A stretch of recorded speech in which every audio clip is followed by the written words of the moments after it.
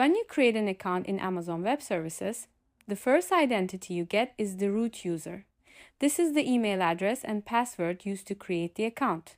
The root user has unrestricted access to everything in the AWS account. It can delete resources, it can disable security controls, it can close the account entirely.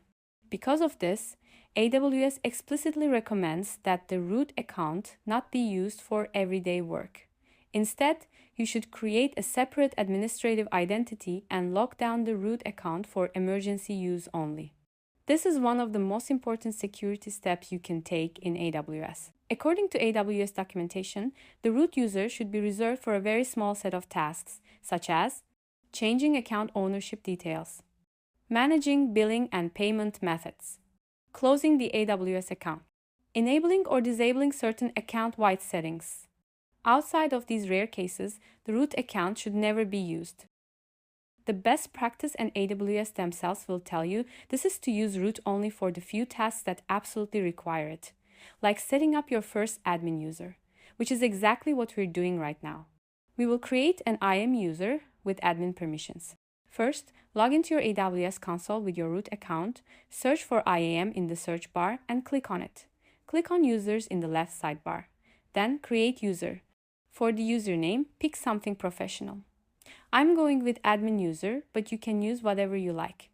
Check the box for Provide user access to the AWS Management Console. This lets you log into the console.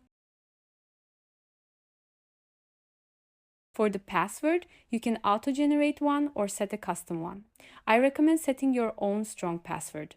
Click Next. Now we give this user admin powers. Select Attach Policies directly.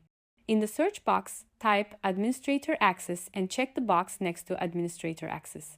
This policy gives you full access to everything just like root, but with one key difference. It's an IAM user, which means you can track it, restrict it later, and delete it if it's compromised.